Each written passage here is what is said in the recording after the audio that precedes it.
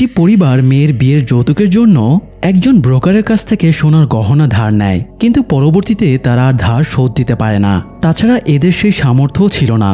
আবার মেয়েটির বিয়ে হয়েছিল ডেঞ্জারাস এক গুন্ডার সাথে। গহনার জন্য মানুষ খুন করতেও তার হাত কাঁপবে না। তাই ব্রোকার পড়ে যায় মহাবিপদে। গহনা উদ্ধার করতে গিয়ে তার হয়ে যায় নাজেহাল অবস্থা, এমনকি লাইফ পর্যন্ত রিস্কে পড়ে যায়। তবুও শেষ পর্যন্ত কি সে গহনা উদ্ধার করতে পারবে? জানতে হলে আসুন শুনে আসি সদ্য রিলিজ পাওয়া মালায়ালাম কমেডি জনরার সিনেমা পনম্যানের এক্সপ্লেনেশন। ভারতের কেরালা রাজ্যের একটা ছোট্ট শহর কোল্লাম, যেখানকার মানুষ সামর্থ্যের চেয়েও লোক দেখানো কাজ কারবারে বেশি পটু। এই যেমন স্টেফি নামের একটা মেয়ের বিয়ের কথাবার্তা প্রায় পাকা হয়ে গেছে। স্টেফির মা ছেলে পক্ষকে কথা দিয়েছে বিয়ের দিনে মেয়েকে সে 25 ভরি সোনার গহনা দেবে। আদতে কিন্তু তাদের এত সোনা দেওয়ার সামর্থ্য নেই। বাড়িতে মা ছাড়া স্টেফির এক ভাই আছে, তার নাম ব্রুনো। ব্রুনো আবার একটা রাজনৈতিক দলের লোকাল নেতা। নিজের পার্টির জন্য সে যে কোনো কিছু করতে পারে। এই তো আজকেই চার্চের দেয়ালে পার্টির পোস্টার লাগানোর কারণে চার্চের একজন লোক সেই পোস্টার তুলে ফেলছিল। এই জন্য ব্রুনো তার গায়ে হাত তুলে দেয়। সে এরকমই খামখেয়ালিভাবে চলাফেরা করত। পরিবারের প্রতি তার কোনো দায় দায়িত্বই নেই। যাই হোক, এদিকে পাত্রের মা স্টেফি এবং তার মায়ের সাথে কথা বলতে এসেছিল। সে তাদেরকে স্পষ্ট করে বলে দেয় পুরো 25 ভরি সোনাই তারা বিয়েতে নেবে, এর চেয়ে কম হলে তারা অ্যাকসেপ্ট করবে না। স্টেফির মা তাকে দ্বিধাগ্রস্ত স্বরে ভরসা দেয় বিয়ের দিনেই পুরো 25 ভরি সোনা পরিশোধ করবে। তো কি করবে বুঝে উঠতে না পেরে সোনা ধার নেবার জন্য স্টেফিকে নিয়ে তার মা একজন প্রতিবেশী লাভলির বাড়িতে যায়। লাভলির বিয়ের সময় স্টেফির বাবা তাকে অনেক হেল্প করেছিল, এমনকি বিয়েতে লাভলিকে 3 ভরির একটা গহনাও গিফট দিয়েছিল। অথচ লাভলি তাকে সোনা ধার দিতে পারবে না বলে জানিয়ে দেয়। তাই স্টেফির মা স্টেফিকে নিয়ে আপসেট হয়ে বেরিয়ে আসে। বাড়ি ফিরে স্টেফির মা দেখে ব্রুনো দোলনায় শুয়ে দুলছে। স্টেফির মা রাগের চোটে ব্রুনোকে লাথি মেরে ফেলে দেয়। ব্রুনো এমনি একটু আগে চার্চের ফাদারের সাথে গ্যাঞ্জাম করে এসেছে, কারণ ফাদার তাকে গতদিনে মারধর করা চার্চের লোকের কাছে ক্ষমা চাইতে বলেছিল। তো এই ব্যাপারটা নিয়ে ব্রুনো আগে থেকেই আপসেট হয়েছিল। তাই মায়ের এরকম কাণ্ডে সে আরও ক্ষেপে যায়। ব্রুনোর রাগকে তোয়াক্কা না করে ব্রুনোর মা বলে যদি গহনা দিতে না পারায় স্টেফির বিয়ে ভেঙে যায় তাহলে সে স্টেফিকে নিয়ে সমুদ্রে ঝাঁপ দিয়ে আত্মহত্যা করবে। ব্রুনো বলে সে সব ম্যানেজ করে দেবে।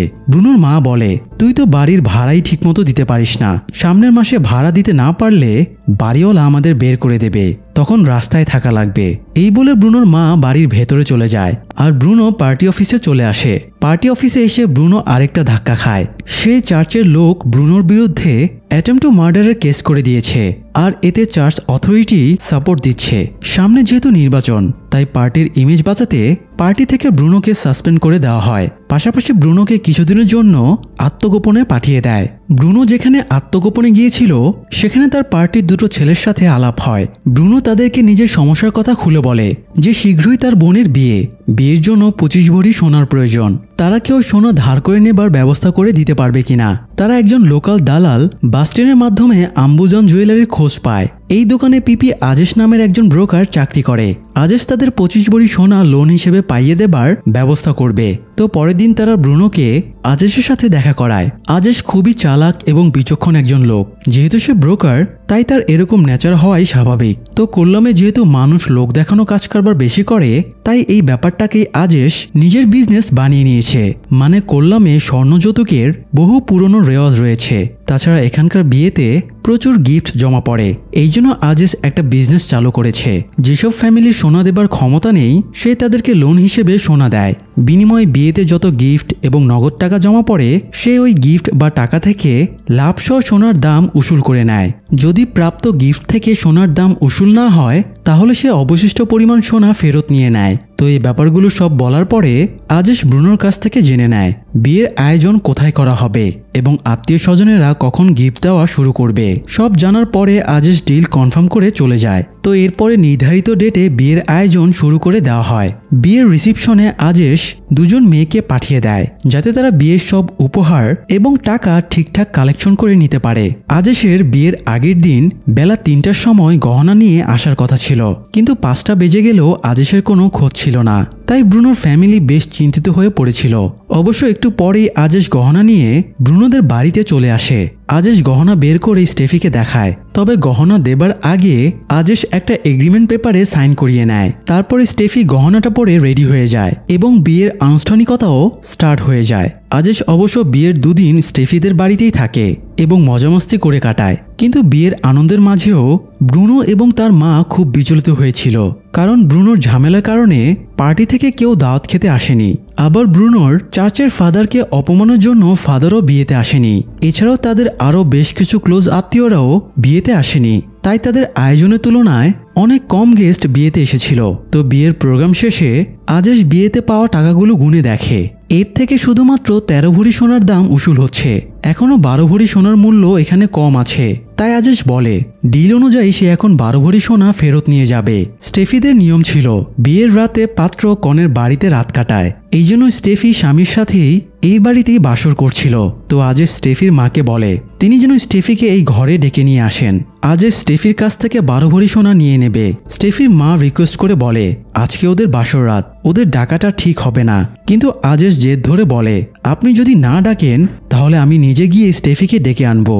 মান সম্মান বাঁচাতে স্টেফির মা বাধ্য হয়ে স্টেফির দরজায় গিয়ে ডাক দেয়। স্টেফি দরজা খুললে তার মা জানায় আজেশ গহনার জন্য চাপ দিচ্ছে। স্টেফি বলে তার স্বামী ঘুমিয়ে পড়লে সে একটা ব্যবস্থা করবে। স্টেফির মা পাশের রুমে এসে আজেশকে কথাটা জানানোর পরেও আজেশ জেদ ধরে থাকে, সে সোনা না নিয়ে ফিরবে না। আজেশের এই ঘাওড়ামি দেখে ব্রুনো এবার খেপে যায় এবং আজেশকে ঘুষি ধাক্কা মেরে বাড়ি থেকে বের করে দেয়। আজেশ এবার আরও রেগে গিয়ে বলে তোমাদের বিপদে আমি সোনা দিয়ে সাহায্য করলাম, আর এখন আমাকেই মারধর করছো। কিন্তু তোমরা যত যাই করো না কেন আমি সোনা না নিয়ে ফিরছি না। ব্রুনো আর আজেশের মধ্যে আরও কিছুটা ক্যাচাল হয়ে যাবার পরে ব্রুনোর মা বলে স্টেফির স্বামী ঘুমিয়ে পড়া মাত্রই স্টেফি তাকে গহনা ফিরিয়ে দেবে। তারপরে যা কিছুই হোক না কেন তারা সামলে নেবে। আজেশ এবার কিছুটা শান্ত হয় এবং জিজ্ঞেস করে তারা কিভাবে বুঝবে যে স্টেফির স্বামী ঘুমিয়ে পড়েছে। স্টেফির মা জানায় ঘরের লাইট অফ হলেই বোঝা যাবে সে ঘুমিয়ে পড়েছে। তো আজেশ এবার বাইরে গিয়ে দূর থেকে স্টেফির ঘরের জানালার দিকে তাকিয়ে থাকে। সে ঘন্টার পর ঘন্টা অপেক্ষা করে যায় কিন্তু ঘরের লাইট অফ হয় না। এক পর্যায়ে সে বিরক্ত হয়ে স্টেফির ঘরের জানালায় ঢিল মারতে ছুটে যায়। কিন্তু হঠাৎ জানালার সামনে স্টেফির মা চলে আসে এবং হাত জোর করে তাদের সম্মানের 12টা না বাজাতে অনুরোধ করে। বৃদ্ধার অসহায় চেহারা দেখে আজেশেরও করুণা হয়, তাই সে আবার আগের জায়গায় ফিরে আসে। এভাবে প্রায় সারা রাত কেটে যায়, অথচ ঘরের লাইট অফ হবার নামই নেই। সারা রাত জেগে থেকে প্রচুর ড্রিঙ্ক করায় ভোর রাতের দিকে আজেশ ঘুমিয়ে পড়ে। সকালে বেশ বেলা করে তার ঘুম ভাঙে। ঘুম ভেঙে আজেশ দেখতে পায় স্টেফি তার স্বামীর সাথে শ্বশুর বাড়িতে চলে যাচ্ছে। আজেশ দৌড়ে গিয়েও তাদের নাগাল পায় না। তখন আজেশ ফিরে এসে তার বাইক স্টার্ট দিতে গিয়ে দেখে তার বাইকের টায়ারও পাংচার করে দেওয়া হয়েছে। আজেশ বুঝতে পারে ব্রুনো এবং তার মা ট্রিক্স করে গয়নাসহ স্টেফিকে সরিয়ে দিয়েছে। তবে আজেশ নাছোড়বান্দা, সে স্টেফির শ্বশুর বাড়িতে গিয়ে সোনা ফেরত আনতে চায়। তখন ব্রুনো জানায় স্টেফির শ্বশুর বাড়ি হলো থালাবেত্রী ছিড়ায়। এই এলাকায় 3 দিকে শুধুই পানি। এই এলাকাতে ঢোকা এবং বের হবার শুধুমাত্র একটাই পথ, আর এখানকার লোকেরাও খুব সাংঘাতিক। আজেশ যদি ওখানে গিয়ে কোনো গড়বড় করার চেষ্টা করে তাহলে আজেশ আর কখনো প্রাণ নিয়ে ফিরতে পারবে না। আজেশ এবার বেশ কিছুটা ঘাবড়ে যায়, কিন্তু আজেশ এত সহজে হাল ছেড়ে দেওয়ার লোক না। স্টেফির শ্বশুর বাড়িতে একটা অনুষ্ঠান হচ্ছিল। আজেশ ঠিক সেই অনুষ্ঠানে গিয়ে হাজির হয়। স্টেফি অতিথিদের মাঝে আজেশকে দেখে ভীষণই ঘাবড়ে যায়। আজেশের তাকানো দেখেই স্টেফির বুকের ভেতরটা শুকিয়ে যাচ্ছিল। কিছুক্ষণ পরে স্টেফির মা এবং ভাই শ্বশুর বাড়িতে আসে। স্টেফি মাকে আস্তে করে জানায় আজেশ এখানেও পৌঁছে গিয়েছে। এবার স্টেফির মাও বেশ বিচলিত হয়ে পড়ে। সে ভেবেছিল আজেশ হয়তো এখানে আসার সাহস পাবে না। স্টেফির মা খাবার টেবিলে বসে স্টেফিকে জিজ্ঞেস করে সে কোনোভাবে গহনা ম্যানেজ করে দিতে পারবে কিনা। স্টেফি জানায় অনুষ্ঠান শেষ হলেই তার শাশুড়ি গহনাগুলো নিয়ে নেবে, তার এখান থেকে গহনা বের করে দেবার কোনো সুযোগই নেই। এই সময় আজেশ তাদের পাশে এসে বসে এবং বলে কোনো ট্রিক্স খাটিয়ে লাভ নেই, সে এবার সোনা নিয়ে তবেই এখান থেকে ফিরবে। এ সময় স্টেফির স্বামী মারিয়ানোর দুলাভাই ব্রোশ তাদেরকে খাবার দিতে আসে। আজেশকে দেখে সে তার পরিচয় জিজ্ঞেস করে। আজেশ নিজেকে স্টেফির কাজিন বলে পরিচয় দেয়। তো ব্রোশ আর তাদের সন্দেহ করে না। খাওয়া শেষে স্টেফির মা আজেশকে রিকোয়েস্ট করে বলে বাবা আমাকে 2টা দিন সময় দাও, আমি যেভাবে হোক তোমার সোনার দাম পরিশোধ করে দেব। সে আজেশকে আরো অনেক ইমোশনাল কথাবার্তা বলে ম্যানেজ করার চেষ্টা করে, কিন্তু আজেশ কোনো কথায় গুরুত্ব না দিয়ে মারিয়ানোর বন্ধু এবং ভাই ব্রাদারের কাছে গিয়ে ড্রিঙ্ক করতে শুরু করে। সেখানে ব্রুনো উপস্থিত ছিল। ব্রুনো আজেশকে দেখে রাগে গজগজ করতে থাকে, কিন্তু সবার সামনে সে কিছু বলতে পারছিল না। মারিয়ানোর বন্ধুদের কাছেও আজেশ নিজেকে স্টেফির কাজিন বলে পরিচয় দেয়। তারা আজেশকে জিজ্ঞেস করে সে কি কাজ করে। আজেশ তাদেরকে সত্যিটাই বলে দেয় সে বিয়ের জন্য গহনা ধার দেওয়ার বিজনেস করে। একজন জিজ্ঞেস করে এটা তো খুবই রিস্কি বিজনেস, কেউ যদি আজেশের সোনা নিয়ে পালিয়ে যায় তখন আজেশ কিভাবে সোনা উদ্ধার করবে। আজেশ বলে দু একজন এরকম বজ্জাত থাকে, তবে সে জানে এদের কাছ থেকে কিভাবে সোনা উদ্ধার করতে হয়। ব্রুনো বিরক্ত হয়ে মা ডাকছে এই অজুহাতে সেখান থেকে চলে যায়। মায়ের কাছে গেলে ব্রুনোর মা তাকে বলে আজেশের এখানে থাকা মানে তাদের জন্য মহাবিপদ। ব্রুনো রাগ করে বলে আজেশ বাড়াবাড়ি করলে সে তাকে খুন করে ফেলবে।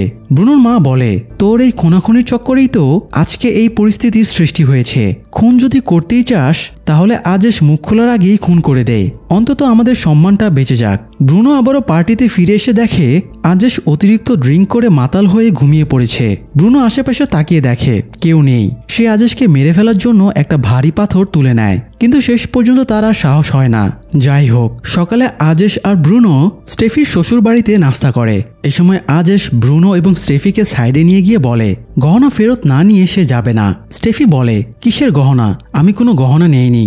আজেশ হতবাক হয়ে বলে এই মেয়ে তো দিনে দুপুরে ডাহা মিথ্যা কথা বলে। স্টেফি বলে সে আজেশের কাছ থেকে কোনো গহনা নেয়নি, আজেশের কাছ থেকে ব্রুনো গহনা নিয়েছিল, তাই আজেশ যেন ব্রুনোর কাছ থেকে গহনা উদ্ধার করে। ব্রুনোর খামখেয়ালিপনার জন্যই স্টেফিকে মারিয়ানোর মতো একটা দানবকে বিয়ে করতে হয়েছে। স্টেফির কথায় বোঝা যায় মারিয়ানোকে সে অনেকটা বাধ্য হয়েই বিয়ে করেছে। স্বামী হিসেবে তার মারিয়ানোকে একদমই পছন্দ না। যাই হোক, আজেশ রেগে গিয়ে স্টেফিকে বলে সে যদি গহনা ফেরত না দেয় তাহলে আজেশ তার লাইফ বরবাদ করে দেবে। এ সময় পাশ থেকে আওয়াজ আসায় তারা তাকিয়ে দেখে মারিয়ানো তিনটা ছেলেকে অমানুষের মতো করে বেদম মারছে। এরা মারিয়ানোর ডেরা থেকে অল্প কিছু চিংড়ি চুরি করেছিল। মারিয়ানোর এমন অ্যাগ্রেসিভ স্বভাব দেখে ব্রুনো, আজেশ এবং স্টেফি তিনজনেই বেশ ঘাবড়ে যায়। স্টেফি আজেশকে বলে তুমি না বললা আমার জীবন বরবাদ করে দিবা, তাহলে যাও মারিয়ানোর কাছ থেকে গহনা আদায় করে নাও।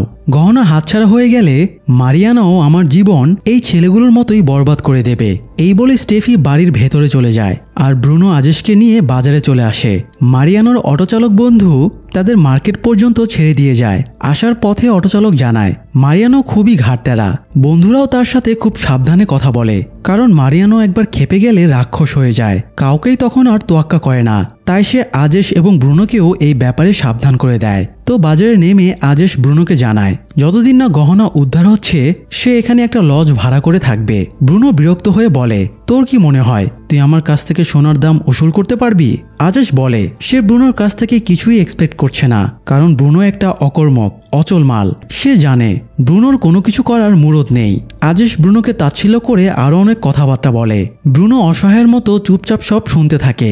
রাতে ব্রুনোর কাছে পার্টি অফিস থেকে ফোন আসে এবং জানানো হয় ব্রুনোকে পার্টি থেকে স্থায়ীভাবে বহিষ্কার করে দেওয়া হয়েছে। ব্রুনো এবার সম্পূর্ণ হতাশ হয়ে যায়। তার জীবনের রাজনীতি সবকিছু, অথচ সে এটাও হারিয়ে ফেলল। তাই ফ্রাস্ট্রেশনে ব্রুনো সুইসাইড করার সিদ্ধান্ত নেয়। সে একটা লুঙ্গি দড়ির মতো পেঁচিয়ে একটা টুলের ওপর দাঁড়িয়ে সিলিং ফ্যানের সাথে ফাঁস দিতে যায়। তবে শেষ মুহূর্তে আজেশ তাকে বাঁচিয়ে নেয় এবং নানা রকম মোটিভেশনাল কথাবার্তা বলে ব্রুনোকে শান্ত করার চেষ্টা করে। এ সময় হঠাৎ একজন ছেলে তাদের রুমে ঢুকে আজেশকে মারতে শুরু করে এবং জিজ্ঞেস করে সোনা কোথায়। এই ছেলেটা আজেশের বস মানে জুয়েলারি শপের মালিকের ছেলে আমব্রোক্স। আজেশ আমব্রোক্সকে বলে সে যে মেয়েটাকে গহনাগুলো দিয়েছিল সে গহনাগুলো ঝেড়ে দিয়েছে, সে এখন গহনাগুলো উদ্ধারের চেষ্টা করছে। আমব্রোক্স মেয়েটার ঠিকানা জানতে চায়, তারা নিজেরাই এই ব্যাপারে ডিল করবে। তখন আজেশ থালা ভিত্তি ছিঁড়া এলাকার নাম বললে আমব্রোক্সও ঘাবড়ে যায়। আজেশ আমব্রোক্সের কাছে দুদিনের সময় চায়। আমব্রোক্স আজেশকে বেশ পছন্দ করত এবং বিশ্বাসও করত, তাই সে আজেশকে বলে সে যে এরকম বিপদে পড়েছে এটা তার আগেই জানানো উচিত ছিল। আমব্রোক্স আজেশকে কিছু টাকা দেয় এবং দুদিনের সময় দিয়ে চলে যায়। ব্রুনো এবার বুঝতে পারে আজেশ কেন গহনার জন্য এরকম নাছোড়বান্দা হয়ে আছে। যাই হোক, আজেশ ব্রুনোর কাছ থেকে মারিয়ানোর ফোন নম্বর নিয়ে তাকে কল করে এবং বলে তারা মারিয়ানোর চিংড়ির খেতে গিয়ে পার্টি করতে চায়। মারিয়ানো রাজি হয়ে গেলে আজেশ মদের বোতল, ব্রুনো এবং 2 বন্ধুকে নিয়ে সেখানে যায়। ড্রিঙ্ক করার সময় আজেশ ইচ্ছে করেই মারিয়ানোকে খেপানোর চেষ্টা করে। মারিয়ানো তার চিংড়ির ব্যাপারে খুবই সেন্সিটিভ ছিল। সে চিংড়িগুলোকে নিজের সন্তানের মতো করে লালন পালন করত। তাই এই দুর্বলতাকে কাজে লাগিয়ে আজেশ বারবার মদের সাথে চিংড়ি ফ্রাই করে খাওয়ার কথা বলতে থাকে। মারিয়ানো এতে খেপে যায় এবং আজেশকে সাবধানে কথাবার্তা বলতে বলে। আজেশ তখন হঠাৎ তেড়ে এসে মারিয়ানোর কলার চেপে ধরে। সাথে আসা বন্ধু শর্মা আজেশকে সামলে সেখান থেকে নিয়ে চলে যায়। মারিয়ানো ব্রুনোকে বলে দেয় আজেশ যেন আগামীকাল ভোর 3টায় এসে তার কাছে ক্ষমা চায়, না হলে এর ফল খুব খারাপ হবে। তো লজে ফিরে এসে ব্রুনো এবং বাকিরা আজেশকে বকাঝকা করে সে এরকম কাণ্ড কেন করলো। আজেশ বলে এটাই তার প্ল্যান। সে ইচ্ছে করেই মারিয়ানোর কলার চেপে ধরেছিল। আজেশের প্ল্যানটা সকালেই কার্যকর হয়ে যায়, কারণ মারিয়ানো স্টেফিকে জিজ্ঞেস করে আজেশের সাথে স্টেফির কি সম্পর্ক, আজেশের তার উপরে এত রাগ কিসের। স্টেফি প্রথমে মিথ্যা করে জানায় আজেশ তার খালুর বোনের ছেলে, কিন্তু মারিয়ানো স্টেফির মিথ্যাটা ধরে ফেলে এবং সত্যতা যাচাইয়ের জন্য স্টেফির মাকে ফোন দেয়। তখন স্টেফি বাধ্য হয়ে সত্যিটা মারিয়ানোকে জানিয়ে দেয় যে আজেশ একজন ব্রোকার আর তার কাছ থেকে ওরা গহনা ধার নিয়েছিল। এই জন্য আজেশ এখন সেই গহনা ফেরত চাইছে। কথাটা শুনে মারিয়ানো রেগে আগুন হয়ে যায়।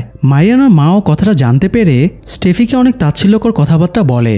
মা ছেলে স্পষ্ট জানিয়ে দেয় তারা কোনো গহনা ফেরত দেবে না। তো সেদিন ভোর 3টায় আজেশ মারিয়ানোর কাছে ক্ষমা চাইতে আসে।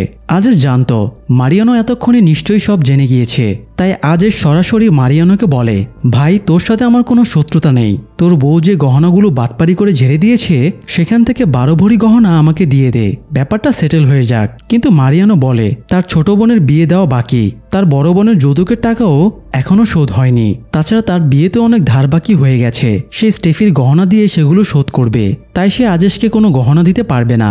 ব্যাপারটা নিয়ে দুজনের মধ্যে কথা কাটাকাটি হয়ে যায় এবং এক পর্যায়ে মারিয়ানো আজেশের পেটে ছুরি মেরে সেখান থেকে চলে যায়।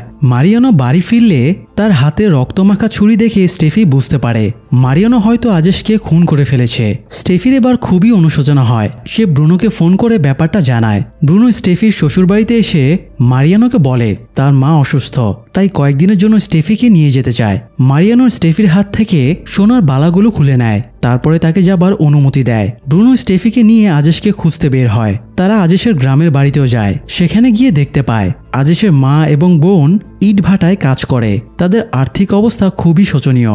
এসব দেখে স্টেফির খুবই খারাপ লাগে। সে বুঝতে পারে নিজেদের স্বার্থে তারা আজেশের সাথে কতটা অন্যায় করে ফেলেছে। তো অপরাধের প্রায়শ্চিত্ত করতে স্টেফি শ্বশুর বাড়িতে আসে এবং আলমারি থেকে নিজের গহনাগুলো চুরি করে নিয়ে আজেশের ঋণ শোধ করার জন্য বেরিয়ে পড়ে।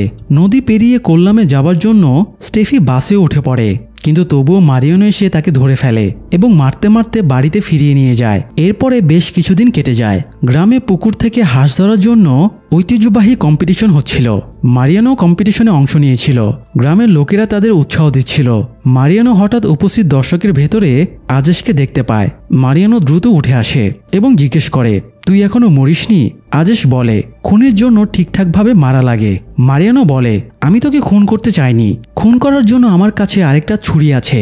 তোকে খুন করে 12 বছরের জন্য জেলে যাবার কোনো ইচ্ছা আমার নাই। আজেশ বলে খুন করে ফেললেও সে তাদের পিছু ছাড়বে না, গহনা না নিয়ে সে ফিরবে না। দূর থেকে স্টেফিও আজেশকে দেখতে পেয়েছিল, তাই সে আজেশের সাথে দেখা করার জন্য তাকে একটা জায়গায় ডাকে। স্টেফি আজেশের কাছে ক্ষমা চেয়ে তাকে জানায় সে আজেশকে অনেক খুঁজেছে। এরপরে বলে তাদের আলমারিতে গহনা রাখা আছে, আর মারিয়ানো আলমারির চাবি কোথায় রাখে স্টেফি সেটাও জানে। তাই আজেশ যেন গহনা চুরি করে নিয়ে এখান থেকে চলে যায়, কিন্তু আজেশ বলে সে চুরি করবে না। তখন স্টেফি বলে মারিয়ানোর বোন সোনিয়া আজেশকে পছন্দ করে, তাই আজেশ যদি সোনিয়াকে বিয়ে করে নেয় তাহলে মারিয়ানো হয়তো যৌতুক হিসেবে আজেশের 12 ভরি সোনা দিয়ে দেবে। আজেশ এবারও রাজি হয় না। সোনিয়াকে বিয়ে করতে রাজি না হওয়ায় স্টেফি বেশ খুশি হয়। কে জানে হয়তো স্টেফি নিজেই আজেশকে পছন্দ করে ফেলেছে। যাই হোক, আজেশকে কোনো প্রস্তাবে রাজি করাতে না পেরে স্টেফি বাড়ি ফিরে আসে। রাতে স্টেফি মারিয়ানোর সাথে একটা অনুষ্ঠানে যাচ্ছিল। বাড়িতে এই সময় কেউই ছিল না। বাড়ির কিছুটা দূরে আজেশ দাঁড়িয়েছিল। মারিয়ানো আজেশকে বলে কি রে, ফাঁকা বাড়ি পেয়ে তোর গহনা চুরির ধান্দা নাকি? আজেশ বলে সে চোর না, তাই চুরি করার প্রশ্নই আসে না। আজেশ খেয়াল করে স্টেফি মোটামুটি 13 ভরি গহনা পরে আছে, তাহলে বাকি থাকে 12 ভরি গহনা। আজেশ ধারণা করে মারিয়ানো বাকি 12 ভরি গহনা নিজের ধুতির ভেতরে গুজে রেখেছে। তাই আজেশ জানায় গহনা উদ্ধারের জন্য তার চুরির চেয়েও ভালো প্ল্যান আছে, আর প্ল্যান অনুযায়ী মারিয়ানো নিজেই তাকে গহনাগুলো দিতে বাধ্য হবে। এরপরে আজেশ মারিয়ানোর সামনেই স্টেফিকে বলে স্টেফি যেন তার সাথে চার্চের সামনে এসে দেখা করে। ততক্ষণে আজেশ গহনাগুলো নিজের হাতে পেয়ে যাবে। মারিয়ানো ভাবে আজেশ হয়তো মাতাল হয়ে উল্টাপাল্টা বকছে, তাই গুরুত্ব না দিয়ে মারিয়ানো চলে যায়। তবে অনুষ্ঠানে গিয়ে মারিয়ানো সবসময় স্টেফির ওপরে নজর রাখছিল। অনেকক্ষণ পরে মারিয়ানোর কাছে আজেশের ফোন আসে।